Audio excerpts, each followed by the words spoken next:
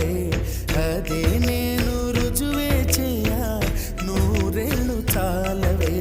లేదని చెప్పా నిమిషము చాలు లేదన్న మాట తట్టుకోమంటే మళ్ళీ మళ్ళీ నాకొక జన్మే కావాలి ఏమి చేయమందువే